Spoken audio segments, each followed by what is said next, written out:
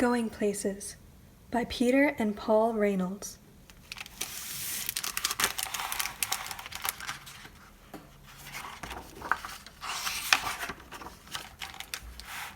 Raphael had been waiting all year long for the Going Places contest, a chance to build a go-kart, race it, and win. When their teacher announced who would like the first kit, Raphael's hand shot up. The rest of the class watched enviously as Raphael walked back to his seat with a kit.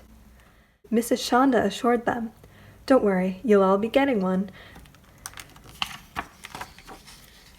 And they're all exactly alike." The kit came with a set of precise instructions. That made Raphael happy. He was very good at following directions. Raphael hammered, glued, nailed, and assembled his kit. His go-kart looked just like the one in the directions. He was feeling quite proud. Raphael wondered how his classmate Maya was doing. She lived right next door. He peered over the fence. "Hey Maya, you haven't even started?" Maya didn't respond. She was so intent on watching the bird in front of her and quickly sketching it that she didn't even notice Raphael. Then she just put down her pencil and stared at the bird dreamily. Raphael shrugged and let her be.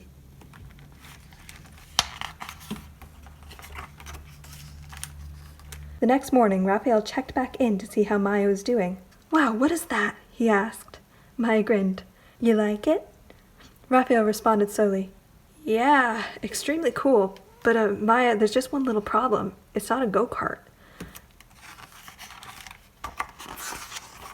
Maya smiled. Who said it had to be a go-kart? Raphael was confused. The set of instructions inside the box were for a go-kart, but then again, they didn't say it had to be a go-kart. He looked again at Maya's contraption. After a moment, he grinned. "I get it. Hey Maya, I really want to win this race. The instructions never said we couldn't team up either." And so they did, working late into the evening. The next day, everyone gathered for the big race. Each go-kart was a perfect replica of the other. Except one. One of the kids laughed. "Looks like you had trouble with Going Places instructions. You're going places, all right. You're going to lose." Maya and Raphael didn't even have time to respond because the announcer's big, boomy voice called out, "Attention racers, start your engines. 4, 3, 2, 1. The buzzer sounded, bzzz, and they're off.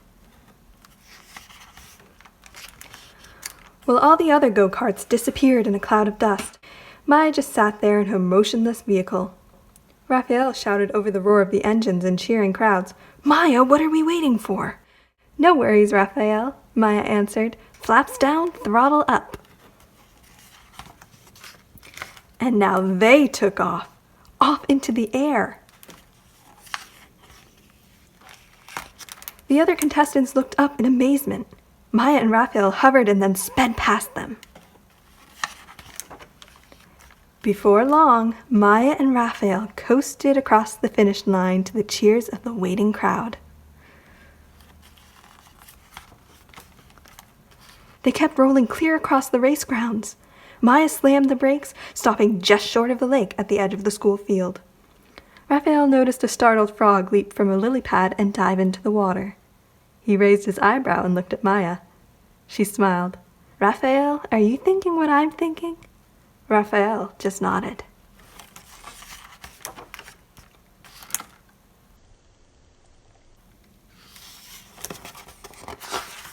The end. Thank you for reading with me. Now we have a craft. You'll need a clothespin, 2 beads, some bottle caps, scissors, popsicle sticks, toothpicks, and some things to paint or color with. First thing you're going to do is take 4 bottle caps and mark the center of them with a Sharpie.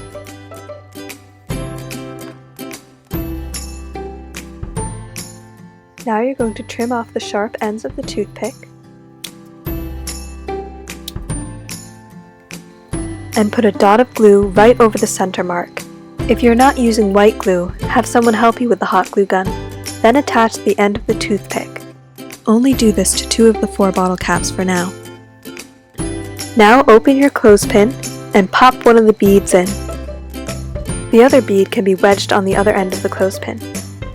If you're worried about them coming loose, add a little bit of glue. Now poke one of the toothpicks through a bead and attach the other bottle cap. These will be the wheels of your race car. If you think the wheels are sliding around too much, you can try adding smaller beads between the wheels and the clothespin. And there's your race car done, or the base of one anyway. Just like in the book, you can make it however you'd like. I'm also going to show you how to make a popsicle stick plane. Glue popsicle sticks on the top and bottom of your clothespin as wings. Then cut more popsicle sticks into smaller pieces for the tail.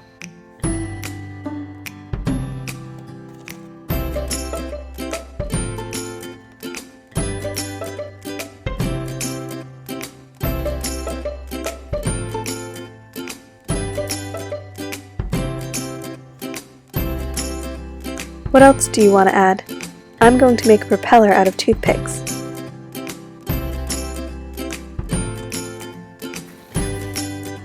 Don't forget to decorate! My examples are pretty simple because they're just bases, but you can get as creative as you want with yours, just like in the book.